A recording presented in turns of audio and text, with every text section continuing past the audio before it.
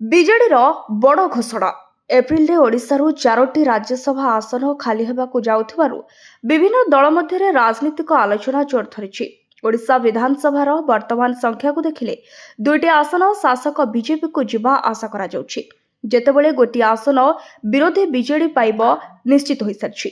କିନ୍ତୁ ଆଜି ବିଜେଡି 2ଟି ଆସନ ପାଇଁ ନାମ ଘୋଷଣା କରିଛି। ଚର୍ଚ୍ଚାରେ ଥିବା ନାମଗୁଡ଼ିକ ମଧ୍ୟରେ ବିଜେଡି ସୁପ୍ରିମୋ ନବୀନ ପଟ୍ଟନାୟକଙ୍କ ରାଜନୀତିକ ପରାମର୍ଶଦାତା ସନ୍ତୃପ୍ତ ବିଶ୍ବଙ୍କ ନାମରେ ମୋହର ମାରିଛନ୍ତି। ଦୀର୍ଘଦିନ ଧରି କର୍ପୋରେଟ ବୃତ୍ତିଗତ ସନ୍ତୃପ୍ତ ବିଶ୍ବ 2024 ସାଧାରଣ ନିର୍ବାଚନ ପୂର୍ବରୁ ବିଜେଡିରେ ଯୋଗ ଦେଇଥିଲେ ଏବଂ ବିଜେଡି ଟିକେଟରେ କଟକରୁ ଲୋକସଭା ନିର୍ବାଚନ ଲଢ଼ି ବିଫଳ ହୋଇଥିଲେ। ନବୀନ ପଟ୍ଟନାୟକଙ୍କ ସହିତ ତାଙ୍କର ନିକଟତରତା ଏବେ ତାଙ୍କୁ ରାଜ୍ୟସଭା ପାଇଁ ପ୍ରାର୍ଥୀ କରାଯାଇପାରେ ବୋଲି କଳ୍ପନା ଜଳ୍ପନା ହେଉଥିଲା। ଆଜି ତାଙ୍କ ନାମରେ ମୋହର ମାରିଛନ୍ତି ନବୀନ। ମିଶ୍ରଙ୍କ ବ୍ୟତୀତ ଦତେଶ୍ୱର ହୋତାଙ୍କ ନାମରେ ମୋହର ମାରିଛନ୍ତି। ସୂଚନା ମୁତାବକ ଓଡ଼ିଶା ସ୍ୱାସ୍ଥ୍ୟ ବିଶ୍ୱବିଦ୍ୟାଳୟର ପ୍ରଥମ କୁଳପତି ଡାକ୍ତର ଦତେଶ୍ୱର ହୋତା ୟୁରୋଲୋଜି କ୍ଷେତ୍ରରେ 40 ବର୍ଷରୁ ଅଧିକ ଅଭିଜ୍ଞତା ରହିଛି। ଏସ୍ସିବି ମେଡିକାଲର ୟୁରୋଲୋଜି ବିଭାଗର ମୁଖ୍ୟ ଥିଲେ ଦତେଶ୍ୱର।